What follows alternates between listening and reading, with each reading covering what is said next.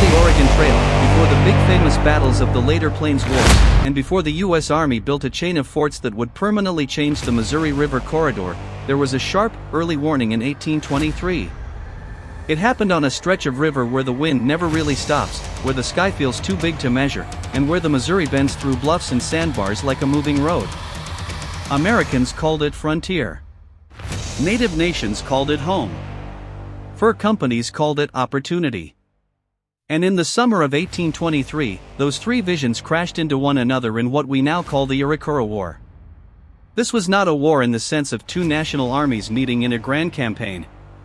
It was closer to a violent collision between a powerful river community and a rapidly expanding trade economy backed, when things went wrong, by the authority of the United States Army. It lasted a short time, but it mattered because it previewed the future: trade routes protected by force, alliances built on rivalries, and punitive expeditions that could punish without truly solving the deeper conflict. To understand why the Arika War happened, you have to understand the Missouri River in the early 1800s. The United States was still young. The Louisiana Purchase was only 2 decades old. Most Americans lived far east of the plains, and many of them still pictured the interior as a vague space on a map. But for traders, soldiers, and native nations along the Missouri, this was not vague at all. It was a lived world of villages, hunting grounds, farms, and long-distance commerce. The Missouri River was the main highway into the northern plains. It carried people and cargo when roads were either non-existent or useless for heavy transport. Keelboats and smaller craft crept upriver against the current, pulled by poles, ropes, and sweat. Downriver travel was easier, but upriver travel was slow and exhausting. That slowness shaped everything. It meant a single trip required planning, supplies, discipline, and luck with weather. It meant a serious injury could become a death sentence. It meant misunderstandings could linger because you could not simply send a message and expect a quick answer. Along this highway lived the Arikara, who called themselves the Sainish. They were not a small band moving from camp to camp. They were a farming people with large, permanent villages built around earth lodges, round, substantial homes made from timber, earth, and grass. These towns were often arranged with defenses in mind, sometimes with palisades and watch areas. The Arikara grew corn, beans, and squash, stored food, and supported dense communities. That mattered on the plains, where mobile hunting groups in shifting seasons could make food security uncertain. A village with stored corn and steady fields could support families and trade partners. It could also support political influence. For generations, the Arikara had participated in trade networks that stretched far beyond their immediate region. They traded with neighboring nations and acted as middlemen in exchanges that could include food, horses, hides, tools, and later European goods like metal items, firearms, and cloth. Their position on the Missouri gave them leverage. Anyone traveling upriver, anyone looking to trade in the region, had to consider the Arikara towns. That leverage could create wealth and security, but it also attracted competition and danger. The early 1800s were a time of intensifying pressure on many plains and river communities. Disease had already struck the region in waves. Epidemics could devastate villages and reshape politics in ways outsiders often failed to grasp. At the same time, intertribal conflict and shifting alliances created constant insecurity. Rivalries were not new. They were part of the landscape. But the arrival of expanding American trade, more boats, more guns, more competition, changed the balance. Now add the fur trade. In the early 1820s, the beaver trade was booming. Beaver felt hats were fashionable. European and American markets drove demand. And American entrepreneurs believed the future was in pushing trappers into the Rocky Mountains and bringing back pelts in massive quantities. This was not a small-scale barter economy anymore. It was a frontier industry, high risk, high reward, and increasingly aggressive. One of the men at the center of this new push was William Henry Ashley. Ashley was not just a trapper. He was an organizer, a businessman, and a political figure in Missouri. He helped lead what would become known as the Rocky Mountain Fur Company. Ashley's plan depended on recruiting large numbers of men, moving them upriver, and sending them west into beaver country. He needed boats and supplies, yes, but above all he needed horses. Horses were the key to mobility on the plains. Without horses, a trapping party could be slow, vulnerable, and unable to move efficiently between rivers and mountain valleys. Ashley's party in 1823 was therefore not just a group of men wandering for adventure. It was a supply and recruitment expedition. It included boatmen, trappers, and hired workers. Some were experienced frontier hands. Some were young men attracted by wages or the promise of profit. They were not uniformed soldiers. They were not trained for a coordinated fight. They carried firearms because firearms were common tools of survival and defense on the frontier, but their main purpose was business.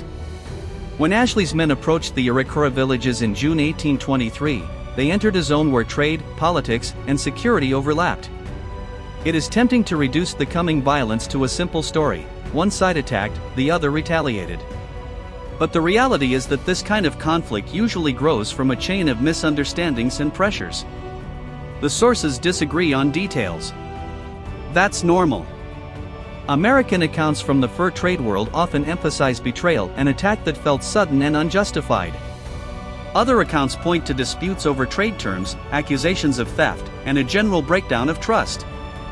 There were also reports involving horses, which makes sense. Horses were valuable, and any perceived threat to horses could be interpreted as a threat to survival and power. Another factor was fear. For the Arika, a large group of armed outsiders camped near their villages could look dangerous.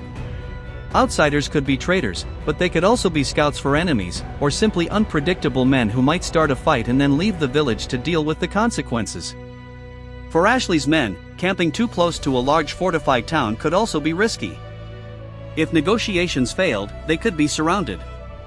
In a place where no strong external authority existed to enforce rules, each side had to decide whether the other side's presence was safe.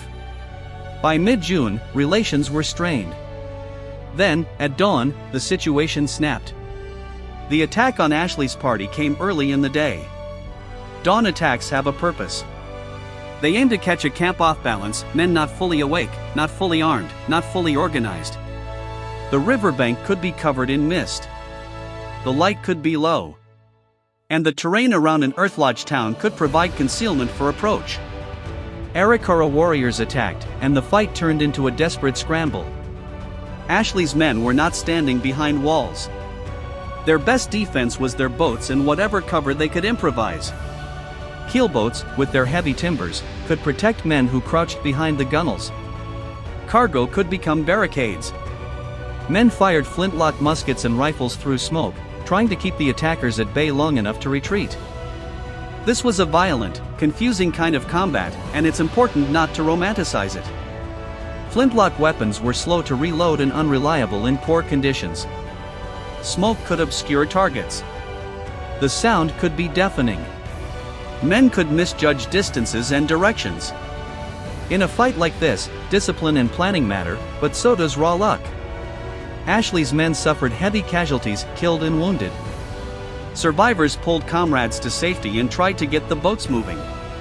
Even if you never hear the details, you can understand what it meant. In a world without rapid medical care, any serious wound could be fatal. And on a river expedition far from settlements, even small injuries could become dangerous. After the attack, Ashley's party withdrew downriver with survivors. This retreat did not end the conflict. It began its second phase. In the fur trade world, news traveled fast along the river. Other traders heard what happened. Settlements downstream heard it. U.S. officials heard it. And the incident quickly became more than a private business dispute. It became a frontier security question. Could Americans safely use the Missouri River to reach the upper plains and the Rocky Mountains? That question mattered to the U.S. government for more than economic reasons. The early United States was deeply concerned with asserting sovereignty in its new western territories. It wanted to show that it had authority. It also wanted to manage relations with native nations through treaties and trade, at least in theory. But when Americans were killed, pressure to respond could be intense. This is where the U.S. Army enters the story. And it's important to say this clearly: in 1823, the U.S. Army was not a massive institution with endless resources. It was small, scattered, and often underfunded by later standards. Soldiers served at distant posts, faced harsh conditions, and were expected to enforce national policy across huge spaces. But the army also had one major advantage over private traders and ad hoc militia organization. It could plan a campaign, maintain discipline, coordinate supply, and, at least compared to fur trade parties, operate under a clear chain of command. The U.S. Army's expedition in response to the Arika War attack was led by Colonel Henry Leavenworth of the 6th Infantry. Leavenworth's mission was framed as a punitive expedition. That was a common approach in early frontier policy: punish those responsible, make a show of force, and restore enough stability to keep trade and travel moving. But Leavenworth faced immediate constraints. He did not have unlimited troops. He did not have railroads or quick communication. He had to move upriver, and upriver movement was slow. He also needed allies. This brings us to one of the most important and complicated elements of the Arika War, the coalition. Leavenworth's expedition included not only U.S. regulars but also traders and a large allied force of Lakota warriors. The Lakota were rivals of the Arika and had their own conflicts along the Missouri. For the U.S., allied warriors offered numbers and mobility. They could scout, ride quickly across terrain, and increase pressure on the target. For the Lakota, joining the expedition offered a chance to strike a rival and possibly gain material advantage. This kind of alliance was not unique. The U.S. often relied on native allies in early frontier conflicts. But it created a serious challenge: allied warriors did not share the U.S. Army's discipline or objectives. Their goals could include plunder and revenge actions that could escalate violence and make diplomatic settlement harder. Leavenworth had to balance military pressure with control. That is easier to say than to do. As the expedition moved upriver, the practical reality of plains campaigning became clear. Distance was a weapon. The farther the army moved from its supply base, the more fragile its situation became. Food, ammunition, and medical supplies had to be managed carefully. Boats could be delayed by current and weather. Scouts could misjudge enemy movements. Even the landscape itself could slow everything down. When the expedition reached the Arika villages in August 1823, it faced fortified towns. Earth Lodge villages were not easily taken by a quick rush. The defenders had cover. They understood the terrain. They were defending their homes and stored food, not a temporary camp. Leavenworth brought artillery, small field pieces. Artillery was a major symbol of U.S. military power in this era, and it had real tactical effect. It could disrupt defenses and pressure the village psychologically. But artillery was not a magic tool. Its ammunition supply was limited. Its accuracy and impact depended on positioning. And defenders who were determined and protected could endure bombardment longer than outsiders expected. The Americans and their allies attacked. The Arika War defended.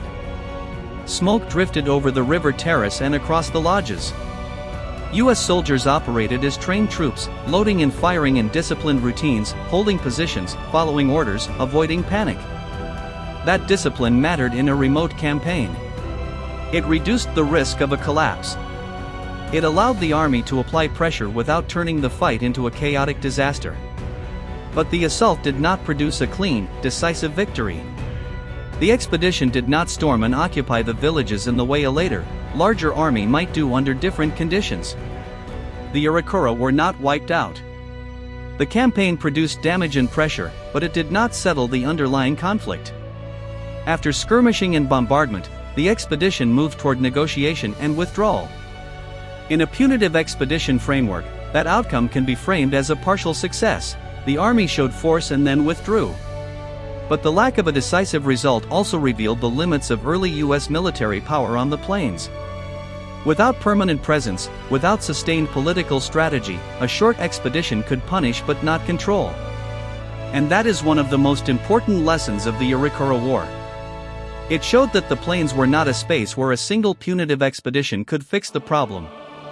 It foreshadowed why the U.S. would later build forts and maintain garrisons along key rivers and trails. Control required permanence. The Arika War ended in a messy way, more like a cooling of hostilities than a formal peace. Leavenworth's expedition did not stay to occupy the region. A settlement was discussed. Trade resumed. But the deeper pressures remained: expanding American commerce, intertribal rivalries, and a growing U.S. belief that it had a right to move upriver and enforce consequences when attacked. For the men in Ashley's party, the war left trauma and memory. These were not professional soldiers trained for combat. Many were hired for hard labor. The sudden violence of the ambush and the loss of friends would shape how fur trade men thought about native nations and about risk. It helped harden the fur trade world. It encouraged more weapons, more suspicion, and a greater desire for government protection. For U.S. soldiers, the campaign was a test of endurance and professionalism. It required moving far from settled areas, operating in unfamiliar terrain, and coordinating with allies who had their own agendas. The Army did what it was designed to do in that era: respond, organize, apply force, and attempt to restore order. Even without a decisive victory, the campaign demonstrated that the U.S. could project military power into the northern plains when it chose to. For the Arikara, the war threatened the core of community life. Earth Lodge villages were more than a military position. They were homes, food stores, children, elders, and the center of society. Pressure on the village was pressure on survival. Even if a village remained standing, the disruption to farming and trade could weaken a community for years. And for the wider region, the war deepened rivalries. The Lakota alliance was not just a tactical detail. It fit into a broader contest for power along the Missouri. It helped shift the balance in ways that would matter later. The Arika War also sits at the beginning of an era. Over the following decades, the U.S. presence on the Missouri would become more permanent. Steamboats would replace many of the old keelboat journeys. Forts would grow. Treaties would be signed under pressure. And native nations would face increasing demands to adjust, relocate, or resist. In that long story, 1823 is not the end of anything. It is a beginning, a moment when trade became war, and when the U.S. military's role in the West became clearer. If you strip the story down to its essentials, the Arika War shows three forces moving together: economic expansion, contested sovereignty, and the use of organized force to protect movement and commerce. That combination would define much of the 19th century American frontier. The Arika War also raises a question that keeps coming up in American frontier history: what does the United States do when private economic activity creates a crisis far beyond the reach of normal law enforcement? In 1823, the fur trade was not just a set of private contracts. It was one of the main ways Americans moved into the plains and the Rockies. When the trade expanded, it brought more outsiders, more weapons, more competition, and more chances for something to go wrong. And when something went wrong, the pressure often landed on the Army to stabilize the situation. From a U.S. perspective, there was a clear duty-driven logic to the response. Men had been killed. American parties had been attacked on a major river corridor. If the government did nothing, it risked encouraging more attacks, losing credibility with traders and frontier communities, and weakening its influence in the newly acquired West. In the early republic, credibility mattered. The government was still proving it could enforce outcomes beyond older settlements. So the response was not only about retaliation. It was about demonstrating that the United States could act as a state across distance. But the Arika War also shows the limits of that logic. A punitive expedition can send a message, but messages don't automatically create stability.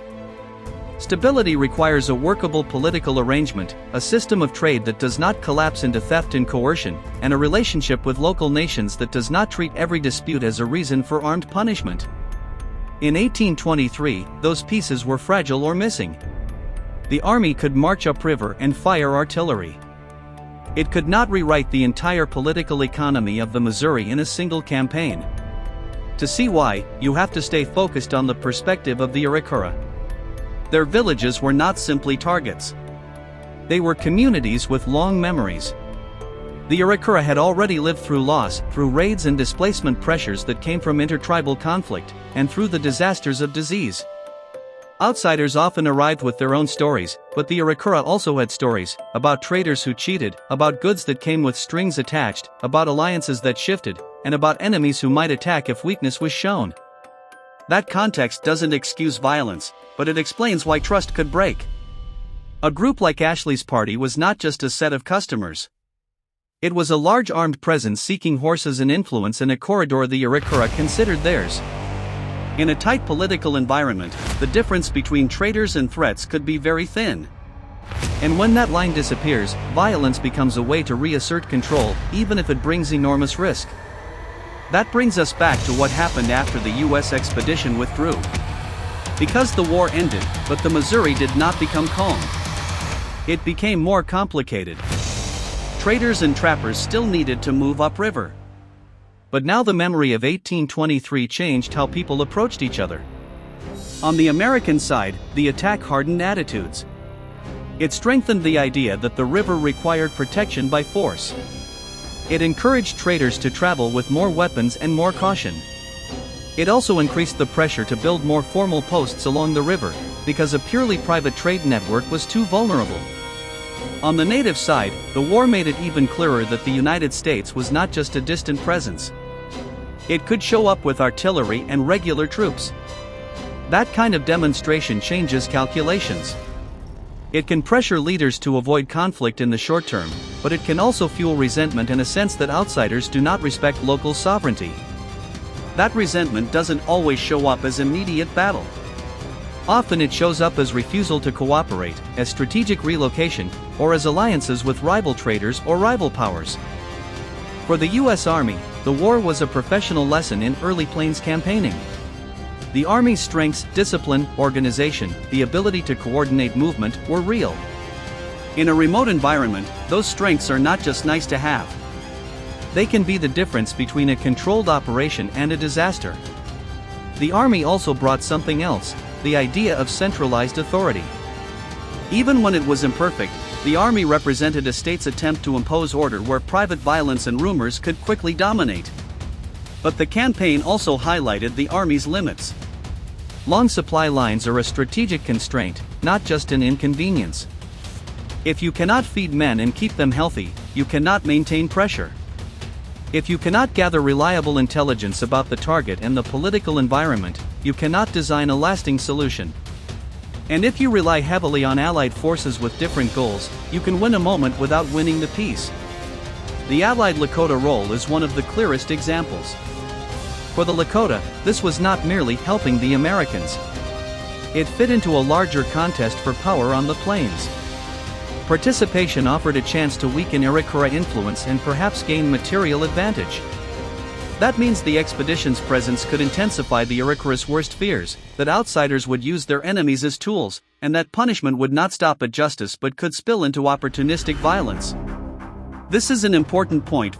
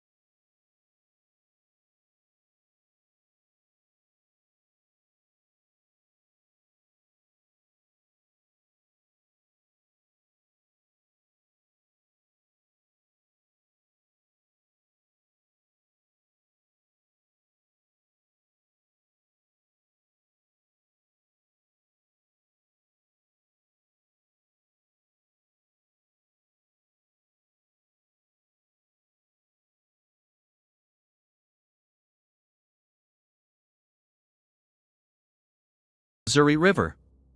It pushed them to consider alternate routes and strategies, including the later rendezvous system in the Rockies, which reduced dependence on large fixed posts and river corridors.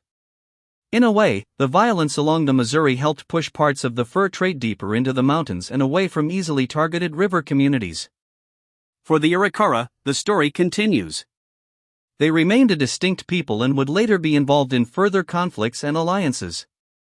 Over time, pressure would intensify as steamboats, forts, and larger waves of American expansion moved into the northern plains. The Arikara would later be associated with the Mandan and Hidatsa in a shared region, and their history would intersect with major 19th-century events in ways that go far beyond 1823. It's worth pausing here to correct a common misunderstanding.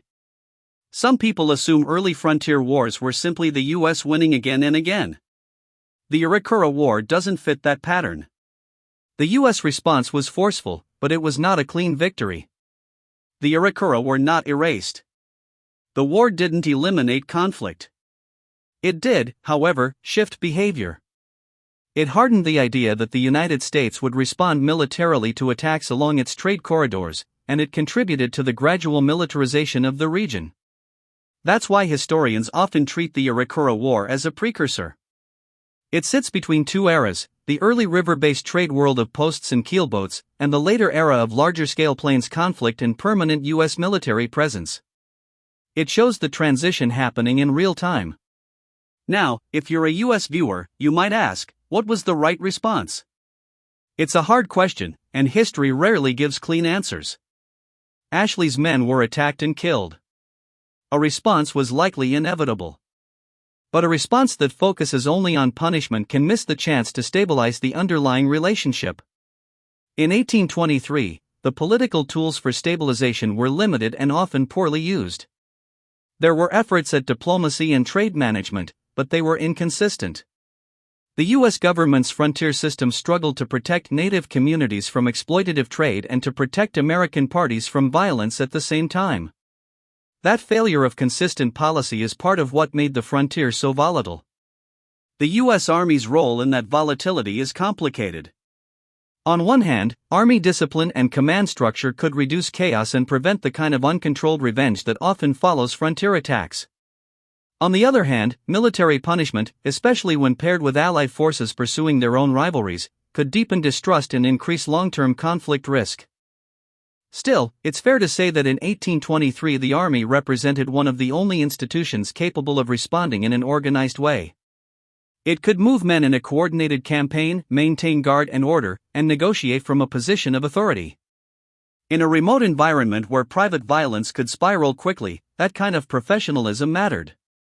And that brings us back to the big picture. The Arikara War wasn't just a story about an ambush and a bombardment. It was a story about a growing nation and a changing frontier economy pushing into a region where sovereignty already existed, where communities already had laws, diplomacy, and survival strategies. The collision created violence, and the response created precedents. It showed that the Missouri River would not be opened peacefully by good intentions alone. It would be contested. If you want a single sentence that captures the war's meaning, it might be this: the Arikara War showed that the West was not going to be opened by trade alone, and it showed that the U.S. Army would increasingly be used to protect the pathways of expansion. And if you want a final image to hold in your mind, picture the Missouri at sunset after the expedition withdraws. The river keeps moving. Keelboats keep traveling. The earth-lodged towns still stand. But the relationship has changed. A boundary has been crossed, not a line on a map, but a boundary of trust. And once that kind of boundary is crossed, it rarely returns to what it was before.